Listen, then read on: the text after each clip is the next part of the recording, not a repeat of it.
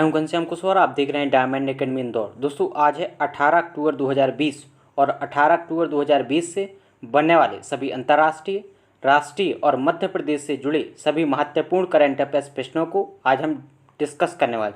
और यदि आप हमारे चैनल पर नए हैं तो सबसे पहले हमारे चैनल को ज़रूर सब्सक्राइब कर लें। चलिए जानते हैं आज के पहले प्रश्न को।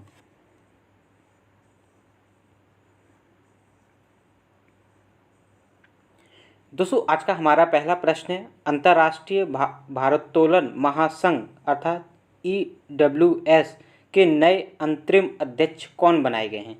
तो इसका राइट आंसर है बी अर्थात माइकल ईरानी। तो दोस्तों याद रखिएगा, हाल ही में माइकल ईरानी को अंतर्राष्ट्रीय भारोत्तोलन महासंघ के नए अंतरिम अध्यक्ष के रूप में नियुक्त किया गया है।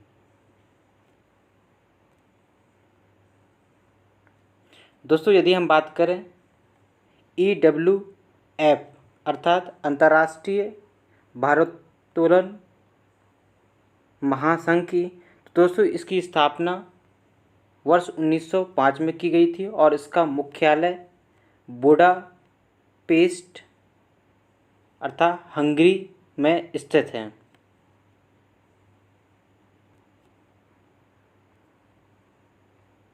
दोस्तों ये है माइकल ईरानी और इन्हें हाल ही में IWF का अंतरिम अध्यक्ष चुना गया है। अगला प्रश्न है, हाल ही में किस राज्य सरकार ने किसानों की उन्नयन हेतु किसान कल्याण कोष बोर्ड स्थापित करने का निर्णय लिया है? तो इसका राइट आंसर है डी अर्थात केरल। तो दोस्तों याद रखिएगा, हाल ही में केरल सरकार के द्वारा किसानों की उन्नयन हेतु किसान कल्याण कोष बोर्ड स्थापित करने का निर्णय लिया है। अगला प्रश्न है, भारत के द्वारा किस देश को INS सिंधुवीर पनडुब्बी प्रदान करने का निर्णय लिया है? तो इसका राइट आंसर है ए अतः म्यांमार। तो दोस्तों हाल ही में भारत सरकार के द्वारा म्यांमार को INS सिंधुवीर पनडुब्बी प्रदान करने की घोषणा की है। अगला प्रश्न है, हाल ही में नेशनल थर्मल पावर कॉरपोरेशन अर्थात NTPC के अध्यक्ष एवं प्रबंध निदेशक गुरदीप सिंह का कार्यकाल कब तक के लिए बढ़ा दिया गया है? तो इसका राइट आंसर है डी अर्थात 2025। तो दोस्तों याद रखिएगा, गुरदीप सिंह को NTPC अर्थात नेशनल थर्मल पावर कॉरपोरेशन के अध्यक्ष एवं प्रबंध निदेशक अर्थात चेयरमैन एंड मैनेजिंग डायरेक्टर के पद के लिए वर्ष 2025 तक इनका कार्यकाल बढ़ा दिया गया है। अगला प्रश्न है, प्रतिवर्ष अंतर्राष्ट्रीय निर्धनता उन्मूलन दिवस का आयोजन कब किया जाता है? तो उसका राइट आंसर है बी अतः 17 अक्टूबर। तो दोस्तों याद रखिएगा, प्रतिवर्ष 17 अक्टूबर को अंतर्राष्ट्रीय निर्धनता उन्मूलन दिवस के रूप में आयोजित किया जाता है। और दोस्तों याद रखिएगा, इस वर्ष इस दिवस की theme acting together to achieve social and environmental justice for all रही है। तो दोस्तों याद रखिएगा, 17 अक्टूबर को international day for the eradication of poverty के रूप में आयोजित किया जाता है। अगला प्रश्न है, किस राज्य ने हर थाने में महिला हेल्प डेस्क स्थापित करने का निर्णय लिया है? तो उसका राइट आंसर है ए अर्थात उत्तर प्रदेश। तो दोस्तों हाल ही में उत्तर प्रदेश के मुख्यमंत्री श्री योगी आदित्यनाथ के द्वारा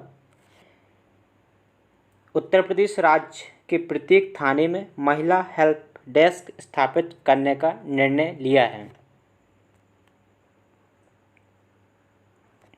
अगला प्रश्न है, हाल ही में वर्ष 2020 का वन्यजीव फोटोग्राफर का खिताब किसने जीता है? तो उसका राइट आंसर है सी अतः सर्गेई गुर्स्को।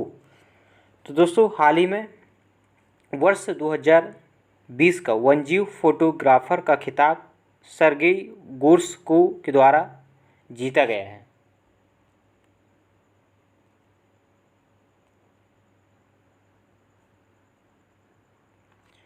अगला प्रश्न है, लीसेंट की हालिया रिपोर्ट के अनुसार भारत कब तक जापान को पीछे छोड़ दुनिया की तीसरी सबसे बड़ी अर्थव्यवस्था बन जाएगा? तो दोस्तों इसका सही आंसर है सी, अर्थात वर्ष 2050। तो दोस्तों हाल ही में लीसेंट के द्वारा एक रिपोर्ट जारी की गई थी और इस रिपोर्ट के अनुसार भारत वर्ष 2050 तक जापान को पीछे छोड़ दुनिया की तीसरी सबसे बड़ी अर्थव्यवस्था भारत बन जाएगा। अगला प्रश्न है, हाल ही में जारी अर्टोन कैपिटल पासपोर्ट इंडेक्स 2020 की सूची में भारत का स्थान कौन सा रहा है? तो उसका राइट आंसर है डी, अर्थात 58वां।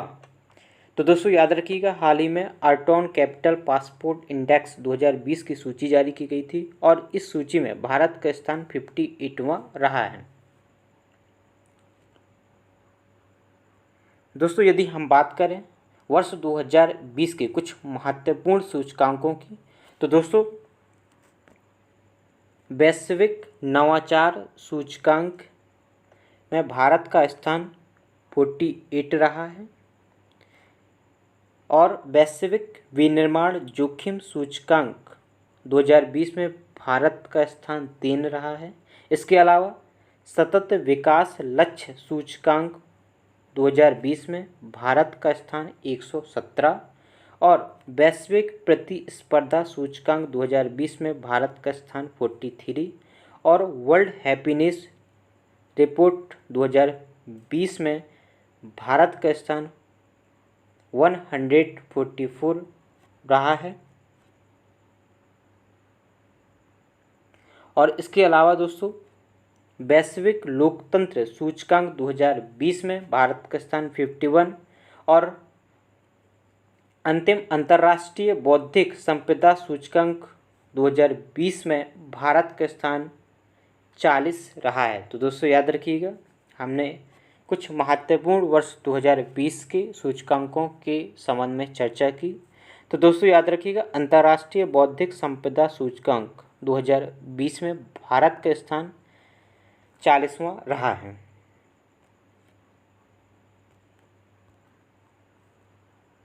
अगला प्रश्न है हमारा, हाल ही में आसन वेटलैंड को रामसर साइट में शामिल किया गया है, यह किस राज्य में अवस्थित है? तो इसका राइट आंसर है ए, अर्थात उत्तराखंड। तो दोस्तों याद रखिएगा, हाल ही में आसन वेटलैंड को रामसर साइट में शामिल किया गया है और यह उत्तराखंड राज्य में स्थित है।